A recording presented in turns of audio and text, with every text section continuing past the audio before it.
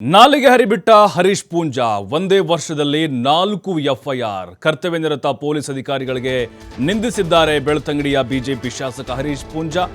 High drama ಸೃಷ್ಟಿ ಮಾಡಿದ್ರು, police ಸ್ಟೇಷನ್ಗೆ ಬಂದು ಆವಾಜ್ ಹಾಕಿದ್ರು ಪೊಲೀಸರಿಗೆ. ನೋಡಿ, ಒಂದೇ ವರ್ಷದಲ್ಲಿ 4 ಎಫ್ಐಆರ್ ಆಗಿದ್ದಾವೆ. ಕರ್ತವ್ಯ ನಿರತ ಪೊಲೀಸ್ ಅಧಿಕಾರಿಗಳಿಗೆ ಬೆದರಿಕೆ ಕೂಡ ಹಾಕಿದ್ರು, ಅವಾಚ್ಯವಾಗಿ ನಿಂದಿಸಿದ್ರು ಬಿಜೆಪಿ ಶಾಸಕ. ಈಗ ಎಫ್ಐಆರ್ ಆಗಿದೆ ಅವರ ಮೇಲೆ. ನೋಡಿ, ಒಂದೇ ವರ್ಷದಲ್ಲಿ ಹರೀಶ್ ಪೂಂಜಾ ವಿರುದ್ಧ ಆಗ್ತಾ ಇರುವಂತಹ 4ನೇ ಎಫ್ಐಆರ್ ಇದು. ನಿನ್ನೆ ಸ್ಟೇಷನ್ ನಿಮ್ಮ ಅಪ್ಪನ ಮನೆ ಆಸ್ತಿನ ಅಂತ ಪೊಲೀಸರಿಗೆ ಆವಾಜ್ ಹಾಕಿದ್ರು. ಅಕ್ರಮ ಕಲ್ಲು ಗಣಿಗಾರಿಕೆ ಆರೋಪದಲ್ಲಿ ಬಿಜೆಪಿ ಕಾರ್ಯಕರ್ತರನ್ನ ಬಂಧಿಸಲಾಗಿತ್ತು. ಅವ್ರನ್ನ ಬಿಡಲೇಬೇಕು ಅಂತ ಒತ್ತಾಯ ಮಾಡಿ ತಮ್ಮ ಕಾರ್ಯಕರ್ತರೊಂದಿಗೆ ಹೋಗಿ ಸ್ಟೇಷನ್ ಒಳಗಡೆ ಕೂತ್ಕೊಂಡಿದ್ರು ಹರೀಶ್ ಪೂಂಜಾ. ಆವಾಜ್ ಹಾಕಿದ್ರು ಪೊಲೀಸರಿಗೆ. ಇನ್ನೂ ಬಿಟ್ರೆ ಪೊಲೀಸರನ್ನ ಹೊಡೆದು ಬಿಡ್ತಾರೆ ಅನ್ನೋ ರೇಂಜಿಗೆ ಹೋಗಿದ್ರು ಹರೀಶ್ ಪೂಂಜಾ.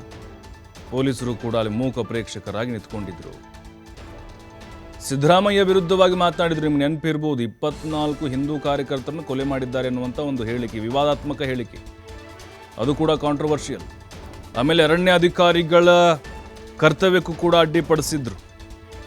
ಆಗಲೂ ಕೂಡ ಅಷ್ಟೇ, ಅವ್ರಿಗೂ ಆವಾಜ್ ಹಾಕಿದ್ರು, ಅವಾಚ್ಯ ಪದಗಳ ನಿಂದನೆ.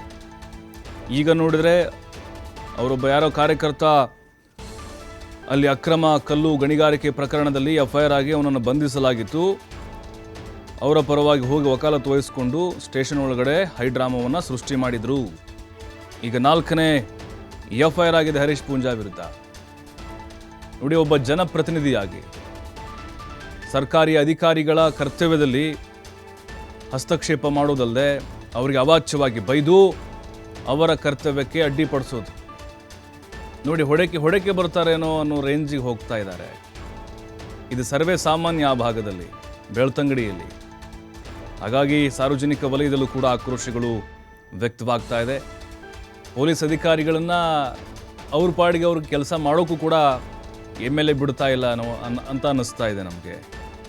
ಈ ಹಿಂದೆ ಮುಖ್ಯಮಂತ್ರಿಗಳ ವಿರುದ್ಧವೂ ಕೂಡ ನಾಲಿಗೆ ಹರಿಬಿಟ್ಟಿದ್ರು, ಅರಣ್ಯಾಧಿಕಾರಿಗಳನ್ನು ನಿಂದಿಸಿದ್ರು. ಈಗ ಕರ್ತವ್ಯಕ್ಕೆ ಅಡ್ಡಿಪಡಿಸಿದ ಆರೋಪದಲ್ಲಿ ಶಾಸಕ ಹರೀಶ್ ಪೂಂಜಾ ವಿರುದ್ಧ ಎಫ್ಐಆರ್ ಆಗಿದೆ. ಅಂದರೆ ಈ ಎಫ್ಐಆರ್ಗಳು ಎಷ್ಟು ಜಾಸ್ತಿ ಆಗ್ತಾ ಹೋಗ್ತವೋ ಅಷ್ಟು ನಾವಿನ್ನೂ ಬೆಳೀತಾ ಇದ್ದೀವಿ ಅಂತ ಅಂದ್ಕೊಂಡಿರೋ ಏನೋ ಗೊತ್ತಿಲ್ಲ. ಈ ಅಪರಾಧ ಪ್ರಕರಣಗಳು ಅಥವಾ ಕೆಲವೊಂದಿಷ್ಟು ಈ ಕೇಸಸ್ ಏನಿದ್ದಾವೆ ಅವು ಜಾಸ್ತಿ ಆದರೆ ಅದು ಒಂದು ರೀತಿ ಹೆಮ್ಮೆ ಅಂತ ಅನಿಸುತ್ತೆ ಕೆಲವೊಬ್ಬರಿಗೆ. ದಪ್ಪ ಚರ್ಮದವ್ರಿಗೆ ಅದು ಹಾಗೆ ಅನಿಸ್ತಾ ಇರುತ್ತೆ, ನನ್ನ ಮೇಲೆ ಅಷ್ಟು ಕೇಸ್ ಹಾಕಿದ್ರು, ಇಷ್ಟು ಕೇಸ್ ಹಾಕಿದ್ರು ಅಂತೇಳಿ. ಮತ್ತಷ್ಟು ಮಾಹಿತಿ ಆದಿತ್ಯ ನೀಡ್ತಾರೆ. ಆದಿತ್ಯ, ಒಂದೇ ವರ್ಷ 4 ಎಫ್ಐಆರ್, ಒಂದು ರೀತಿ ಈ ಕೆಲವೊಂದಿಷ್ಟು ಪ್ರಕರಣಗಳಲ್ಲಿ ಭಾಗಿಯಾಗೋದಂತ ಎನ್ನುತ್ತಾರೆ. ಆ ಲಿಸ್ಟಿಗೆ ಹರೀಶ್ ಪೂಂಜಾ ಅವರು ಏನಾದರೂ ಸೇರ್ತಾ ಇದ್ದಾರೇನೋ ಅಂತ ಅನ್ನಿಸ್ತಾ ಇದೆ. ಅಂದರೆ ಈಗ ಇದೇನು ಹೊಸದಲ್ಲ ಅಂತ ಅನ್ನಿಸ್ತಾ ಇದೆ ಅವರಿಗೆ. ಸಾರ್ವಜನಿಕ ವಲಯದಲ್ಲಿ ಯಾವ ರೀತಿ ಅಭಿಪ್ರಾಯಗಳಿದೆ ಅಂತ ಈಗ? ಪ್ರಭು, ನಿಜವಾಗ್ಲೂ ಒಬ್ಬ ಜವಾಬ್ದಾರಿಯುತವಾದಂತಹ ಶಾಸಕ ಯಾಕೆ ಈ ರೀತಿಯ ವರ್ತನೆಯನ್ನ ಮಾಡ್ತಾ ಇದ್ದಾರೆ, ಯಾಕೆ ಈ ರೀತಿಯ ಹೇಳಿಕೆಯನ್ನ ಕೊಡ್ತಾ ಇದ್ದಾರೆ ಅನ್ನುವಂಥದ್ದು ಸರ್ವೇ ಸಾಮಾನ್ಯವಾಗಿ ಎಲ್ಲರಲ್ಲೂ ಕೂಡ ಕಾಡ್ತಾ ಇರುವಂತ ಪ್ರಶ್ನೆ. ಯಾಕಂದ್ರೆ ಈ ಹಿಂದೆ ಕೂಡ 5 ವರ್ಷ ಹರೀಶ್ ಪೂಂಜಾರವರು ಶಾಸಕರಾಗಿ ಇದ್ದಂಥವರು. ಆ ಸಂದರ್ಭದಲ್ಲಿ ಈ ತರ ಹೇಳಿಕೆಗಳನ್ನ ಅವ್ರು ನೀಡ್ತಾ ಇರಲಿಲ್ಲ. ಆದ್ರೆ ಈ ಬಾರಿ ಸರ್ಕಾರ ಇಲ್ಲ ಅನ್ನುವಂತ ಕಾರಣಕ್ಕೂ ಅಥವಾ ಯಾವ ಕಾರಣಕ್ಕೆ ಈ ರೀತಿಯ ಹೇಳಿಕೆಗಳನ್ನ ಕೊಟ್ಟು ಅವರು ವಿವಾದವನ್ನ ಸೃಷ್ಟಿ ಮಾಡ್ತಾ ಇದ್ದಾರೆ ಅನ್ನುವಂಥದ್ದು ಎಲ್ಲರಲ್ಲೂ ಕಾಡ್ತಾ ಇರುವಂತ ಪ್ರಶ್ನೆ. ಒಂದೇ ವರ್ಷದಲ್ಲಿ 4 ಎಫ್ಐಆರ್ ಹಾಕಿಸಿಕೊಂಡ ದಕ್ಷಿಣ ಕನ್ನಡ ಜಿಲ್ಲೆಯ ಏಕೈಕ ಶಾಸಕ ಅನ್ನುವಂತ ಒಂದಿದಕ್ಕೆ ಪಾತ್ರರಾಗಿದ್ದಾರೆ ಹರೀಶ್ ಪೂಂಜಾರವರು. ಎಲ್ಲವೂ ಕೂಡ ನಾಲಿಗೆ ಎಡವಟ್ಟಿನಿಂದ ಆದಂತ ಎಫ್ಐಆರ್ ಅನ್ನುವಂಥದ್ದೇ ವಿಪರ್ಯಾಸ. ಸಿಎಂ ಸಿದ್ದರಾಮಯ್ಯ ಅವರ ವಿರುದ್ಧ ಅವಹೇಳನಕಾರಿ ಹೇಳಿಕೆಯನ್ನ ಕೊಟ್ಟು 2 ಎಫ್ಐಆರ್ಗಳು ಬಿದ್ದಿದ್ರೆ, ಕರ್ತವ್ಯ ನಿರತ ಅಧಿಕಾರಿಗಳನ್ನ ನಿಂದಿಸಿ ಬಿದ್ದಿರುವಂತಹ 2ನೇ ಎಫ್ಐಆರ್ ಇದು ನಿನ್ನೆ ಬೆಳ್ತಂಗಡಿ ವಿಚಾರದಲ್ಲಿ ನಡೆದಿರುವಂತದ್ದು. ಈ ಹಿಂದೆ ಅರಣ್ಯ ಪ್ರದೇಶದಲ್ಲಿ ಕರ್ತವ್ಯಕ್ಕೆ ಬಂದಂತಹ ಅರಣ್ಯ ಅಧಿಕಾರಿಗಳ ವಿರುದ್ಧ ಬೇಕಾಬಿಟ್ಟಿಯಾಗಿ ಹೇಳಿಕೆಗಳನ್ನ ಕೊಟ್ಟು ತರಾಟೆಗೆ ತೆಗೆದುಕೊಂಡು ಅವರನ್ನ ನಿಂದನಾತ್ಮಕವಾಗಿ ಅವರಿಗೆ ಬೈಗುಳವನ್ನ ನೀಡಿದ್ರು. ಅದಕ್ಕೂ ಕೂಡ ಒಂದು ಎಫ್ಐಆರ್ ಅನ್ನುವಂಥದ್ದು ದಾಖಲಾಗಿತ್ತು. ಈಗ ಮತ್ತೆ ಬೆಳ್ತಂಗಡಿ ಪೊಲೀಸರ ವಿರುದ್ಧವೂ ಕೂಡ ಮೊನ್ನೆ ನಾಲಿಗೆಯನ್ನು ಹರಿಬಿಟ್ಟಿದ್ರು.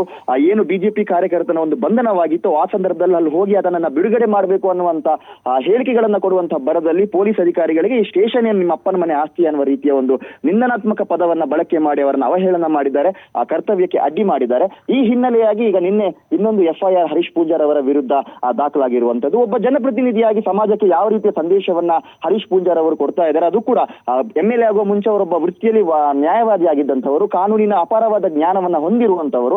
ಆದ್ರೆ ಅದು ಯಾವುದು ಕೂಡ ಈಗ ಅವರಿಗೆ ನೆನಪಾಗ್ತಾ ಇಲ್ವಾ, ಅಥವಾ ಯಾಕೆ ಈ ರೀತಿಯ ಹೇಳಿಕೆಗಳನ್ನ ಕೊಟ್ಟು ಗೊಂದಲವನ್ನ ಮಾಡ್ತಾ ಇದ್ದಾರೆ ಅನ್ನುವಂಥದ್ದು ಈಗ ಸಾರ್ವಜನಿಕ ವಲಯದಲ್ಲಿ ಆಕ್ರೋಶಕ್ಕೆ ಕಾರಣವಾಗಿರುವಂತಹ ಒಂದು ವಿಚಾರ ಪ್ರಭು.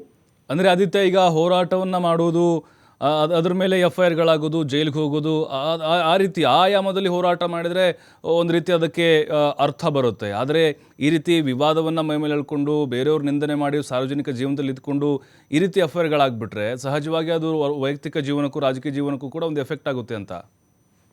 ನಿಜವಾಗ್ಲೂ ಪ್ರಭು, ಅಂದ್ರೆ ಒಬ್ಬ ಜನಪ್ರತಿನಿಧಿಯಾದಂತ ಸಂದರ್ಭ ಉತ್ತರ ಹೋರಾಟ ಮಾಡುವಂತದ್ದು ಅದೆಲ್ಲ ಸಾಮಾನ್ಯವಾಗಿ ಇರುತ್ತೆ. ಹೋರಾಟ ಮಾಡಿ ಕೇಸ್ ಹಾಕಿಕೊಳ್ಳುವಂತದ್ದು, ಏನೋ ನ್ಯಾಯದ ಪರ ಹೋರಾಟವನ್ನ ಮಾಡುವುದು, ಅದಕ್ಕೆ ಬೇರೆ ಬೇರೆ ವೇದಿಕೆಗಳು ಇದೆ. ಆದ್ರೆ ಇಲ್ಲಿ ಶಾಸಕರ ವಿರುದ್ಧ ಬಿದ್ದಿರುವಂತ ಎಲ್ಲಾ FIRಗಳು ಕೂಡ ನಿಂದನಾತ್ಮಕ ಪದಗಳನ್ನ ಬಳಕೆ ಮಾಡಿ, ಅದು ಕೂಡ ಪ್ರಮುಖವಾಗಿ ನಾವು ಗಮನಿಸ್ತಾ ಹೋಗ್ಬೋದು, ಕರ್ತವ್ಯಕ್ಕೆ ಬಂದಂತ ಅಧಿಕಾರಿಗಳ ವಿರುದ್ಧ ನಿಂದನಾತ್ಮಕ ಪದ.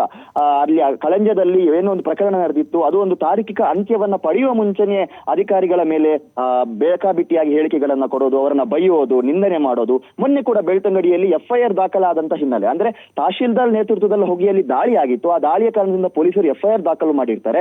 ವಿಚಾರಣೆ ಅನ್ನುವಂಥದ್ದು ನಡೆಯುತ್ತೆ, ಕೋರ್ಟ್ ಇದೆ, ಕೋರ್ಟ್ ಒಂದು ತೀರ್ಪನ್ನ ಕೊಡುತ್ತೆ, ಅದಕ್ಕೊಂದು ಪ್ರೊಸೆಸ್ ಅನ್ನುವಂಥದ್ದು ಇದೆ. ಇದೆಲ್ಲದರ ಜ್ಞಾನ ಇದ್ರೂ ಕೂಡ ಹರೀಶ್ ಪೂಂಜಾರ್ ಅವರ ಮೊನ್ನೆ ಒಂದು ವರ್ತನೆ ಏನಿದೆ, ಇದು ಸಾರ್ವಜನಿಕ ವಲಯದಲ್ಲಿ ಅಸಮಾಧಾನಕ್ಕೆ ಕಾರಣವಾಗಿರುವಂತದ್ದು. ಹಾಗಾದ್ರೆ ಒಬ್ಬ ಜನಪ್ರತಿನಿಧಿಗೆ ಏನ್ ಸಂದೇಶವನ್ನ ಕೊಡ್ತಾ ಇದ್ದಾರೆ? ಜನಪ್ರತಿನಿಧಿಗೆ ಕಾನೂನು ಸುವ್ಯವಸ್ಥೆಯ ಮೇಲೆ ನಂಬಿಕೆ ಅಲ್ವಾ, ಅಥವಾ ಏನು ಕೋರ್ಟ್ ಇದೆ, ನ್ಯಾಯಾಂಗ ವ್ಯವಸ್ಥೆ ಇದೆ, ಇದರ ಮೇಲೆ ನಂಬಿಕೆ ಅಲ್ವಾ ಅನ್ನುವಂಥ ಪ್ರಶ್ನೆ ಸಾರ್ವಜನಿಕ ವಲಯದಲ್ಲಿ ಮೂಡುವಂತಾಗಿದೆ. ಈ ಏನು 4 FIRಗಳು ಈ ವರ್ಷದಲ್ಲಿ ಆಗಿರುವಂತದ್ದು, ಇದೆಲ್ಲವೂ ಕೂಡ ವಿವಾದಾತ್ಮಕ ಹೇಳಿಕೆಗಳಿಂದಲೇ ಆಗಿದೆ. ಇನ್ನಾದರೂ ಶಾಸಕರು ಈ ರೀತಿ, ಅದು ಕೂಡ ಪ್ರಮುಖವಾಗಿ ಕರ್ತವ್ಯ ನಿರತವಾದಂತಹ ಅಧಿಕಾರಿಗಳ ನೈತಿಕ ಸ್ಥೈರ್ಯವನ್ನ ಕುಗ್ಗಿಸುವಂತ ರೀತಿಯ ವರ್ತನೆಯನ್ನ ಮಾಡಬಾರದು ಅನ್ನುವಂಥ ರೀತಿಯ ಅಭಿಪ್ರಾಯಗಳು ಈಗ ವ್ಯಕ್ತವಾಗ್ತಾ ಇರುವಂತದ್ದು. ಪ್ರಭು, ಥ್ಯಾಂಕ್ ಯು ಆದಿತ್ಯ ಮಾಹಿತಿಗಾಗಿ.